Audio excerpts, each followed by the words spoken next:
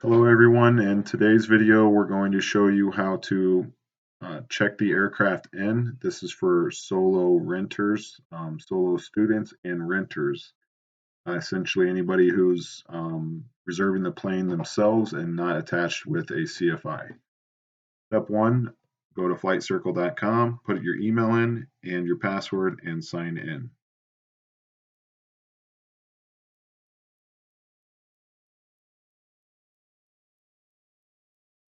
I like to go to views and click month so I can see the whole schedule. This is the same as it is on a mobile phone. I'm doing it on a desktop computer. The difference being obviously the screen size, but the functionality and layout is the same. So um, in a previous video, we reserved and dispatched a flight on June 27th at 1700. That's this flight here. We're going to go ahead and check that flight in. So at this point, you have checked the plane out, pre-flighted the plane, flew the plane, secured the plane. That includes putting the gust lock in the control yoke, putting the sun visor in, and tying down the plane. Properly securing the aircraft is a big deal to prevent damage of the aircraft. Also, it's a requirement from US Flight Co. If you can't secure the plane properly, then there could be fees involved. So make sure we get the plane secured down. It takes a small amount of time. It's a big deal. It's a safety deal. So make sure the aircraft gets properly secured. Um, to check the plane in, we're going to click the reservation and we're going to click check in.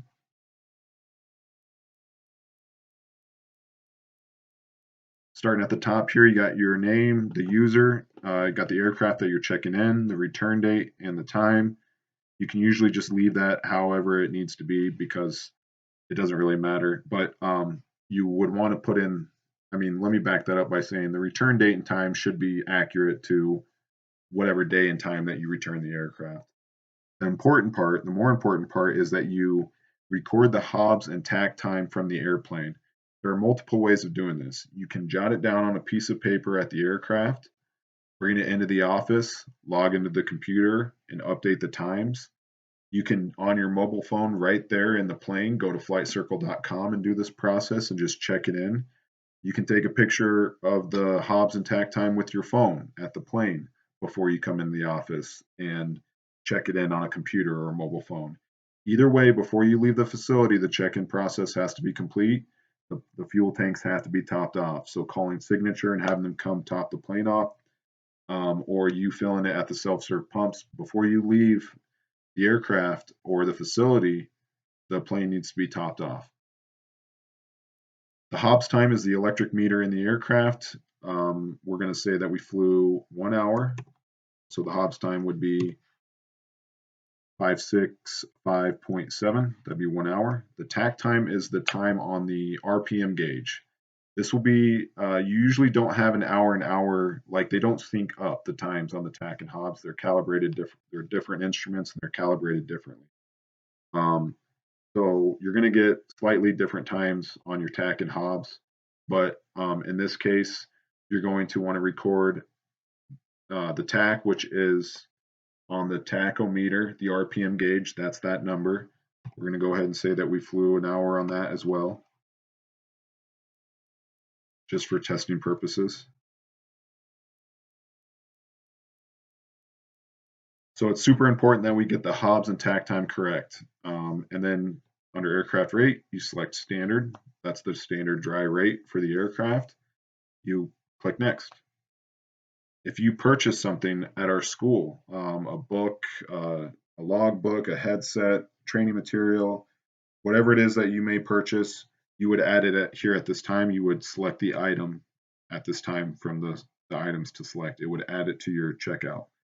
In this case, we're just flying the plane, so no items being purchased. Before I go too much further, I want to also note that if you find a squawk on the airplane, you would add it to the squawk list here by going to squawks, adding the new squawk, putting your name at the top, the status. If you don't know what the status, well, it looks like we can't select. So the status is going to be new pending. That means a maintenance personnel needs to check it out before the plane can be used. So If you want to report a squawk, you go to this section, add new squawk, create the squawk by pressing the blue button.